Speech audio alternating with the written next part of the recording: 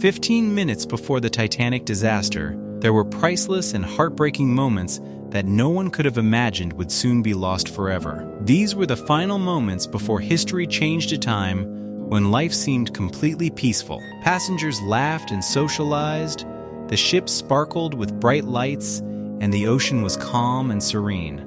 Yet no one had any idea that just moments later, a catastrophe awaited them, one that would change the course of history forever. So, what exactly happened during those final 15 minutes before the disaster?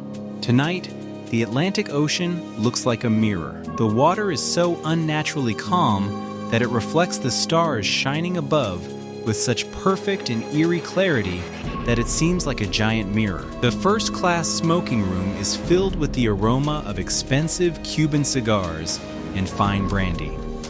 Laughter drifts from a corner table where a few businessmen are playing the final hand of their poker game. In the third-class general room, someone is playing a lively tune on an accordion, and people's feet are tapping in rhythm across the wooden floor.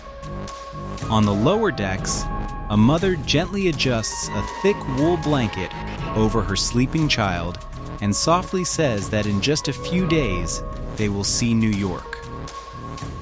At this moment, everything feels completely normal. The lights are shining. The air is crisp and pleasant. The universe seems perfectly ordered and at peace. No one here realizes that beneath the black, glass-like surface of the water, a countdown has already begun. In less than 15 minutes, the illusion of safety will be shattered, and this floating city will begin its slow, agonizing journey into the depths of darkness. It is Sunday night, April 14th, 1912, and the clock has just passed 11 o'clock.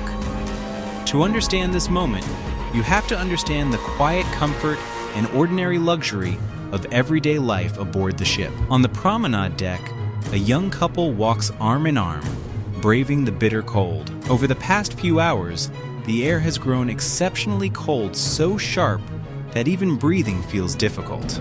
Yet the sky is perfectly clear and filled with stars. The couple enjoys the moment, marveling at the ocean's unusually calm surface. There is no wind, no waves, and not even a trace of white foam to break the sea's dark uniformity. It feels as though the ship is gliding across a vast sheet of glass.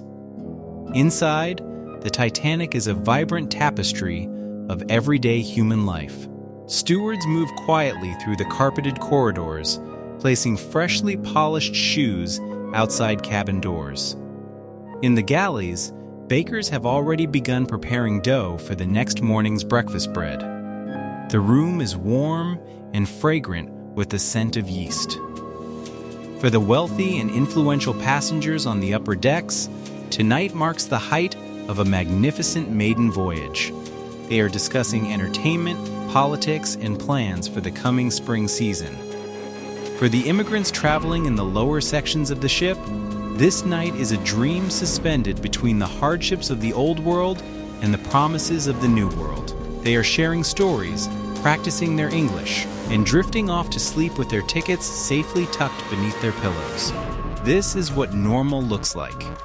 It is the gentle rhythm of life at sea, wrapped in steel, wood, and velvet. It is the complete certainty that tomorrow will be just like today. But beneath this peaceful scene, an invisible trap is slowly tightening. The beauty of the night is itself deceptive. With no wind and no moonlight, there are no waves breaking against obstacles in the water, no white foam to reveal danger. Under normal conditions, a lookout might spot the telltale whitecaps long before seeing the hazard itself. But tonight, the ocean offers no such warning. It remains a silent accomplice. High above in the crow's nest, lookouts Frederick Fleet and Reginald Lee peer into the darkness with the naked eye. Because of a chain of minor oversights before the ship departed, the key to the locker containing the binoculars is missing. It is a tiny detail, a forgotten piece of metal left behind in a jacket pocket in Southampton. so they strain their eyes against the darkness and haze. The bitter headwind created by the ship's tremendous speed, nearly 40 miles per hour, makes their eyes water in the freezing cold. They know there is ice in these waters. Throughout the day, the wireless operators have received multiple messages from other ships reporting a vast field of icebergs drifting directly across their route. Some of those warnings have reached the bridge, others have been overlooked. The wireless operators are overwhelmed with work. They are busy transmitting private telegrams for wealthy passengers' birthday greetings, stock market advice, and countless routine messages. The machinery of human progress is functioning exactly as intended, and because of that, nature's warnings are being buried beneath an endless stream of polite conversation. History rarely changes because of a single catastrophic decision. More often, it changes course through a chain of small, seemingly rational choices that ultimately lead to disaster. Here stands Captain Edward Smith, an experienced and highly respected officer of the seas, known for his spotless safety record. That evening, he reviewed the weather conditions and decided there was no need to reduce speed. The prevailing Edwardian mindset was straightforward. If the weather was clear, maintain your course and speed. Trust your lookouts to spot any danger in time, and the ship could simply be turned away from it. The Titanic is traveling at nearly 22 knots, pushing its 46,000-ton steel mass through the dark ocean at close to full speed. This is not recklessness, it is an extraordinary level of confidence in the engineering achievements of the modern world. Deep within the ship's engineering spaces, another silent factor is at work, one that is being ignored. A fire has been smoldering in one of the ship's large coal bunkers for several days. Such incidents are not uncommon on ships of this era, and crews usually deal with them quietly as a routine matter. But the intense heat has gradually weakened a critical steel bulkhead, the very barrier designed to keep the sea out if the hull were ever damaged. Everyone is doing their job according to the standards and rules of the time. The problem is that those rules were written for a smaller and slower world. The crew sees the ship's immense size as its ultimate shield of safety. They are convinced they have built something stronger than the forces of nature themselves. This excessive confidence has created such a massive blind spot that even as the ship races toward disaster, no one thinks to take a closer look at the horizon. The clock now reads 11:39 p.m. High in the crow's nest, Frederick Fleet suddenly fixes his gaze on something in the darkness ahead. At first, it appears to be nothing more than a darker shadow against the black night, a shape that simply shouldn't be there. A few seconds pass. The shadow continues to grow larger. Slowly, its form becomes clearer, its massive outline emerging from the darkness, while its pale, ghostly summit begins to reveal itself against the night sky. Fleet immediately grabs the warning rope and strikes the ship's bell 3 times. The sharp metallic sound tears through the silence of the upper decks. He quickly picks up the telephone and connects directly to the bridge.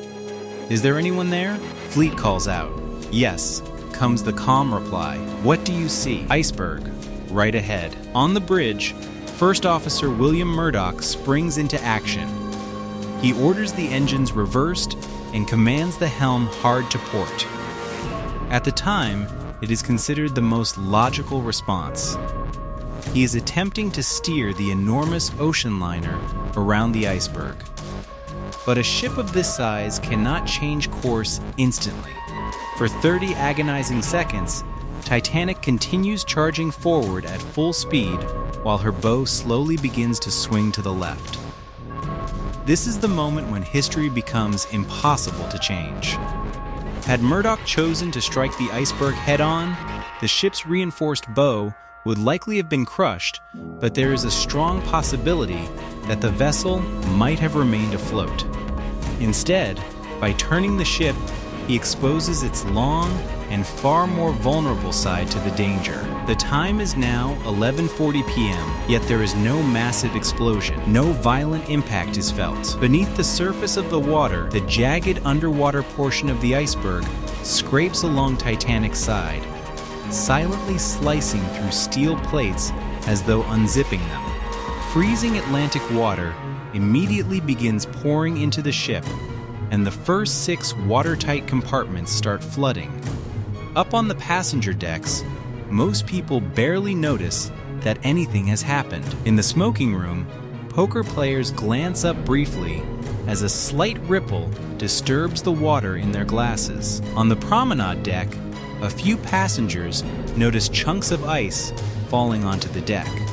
Laughing, they begin kicking the ice around like a football. The final minute of ordinary life has just ended. In reality, the ship is already doomed.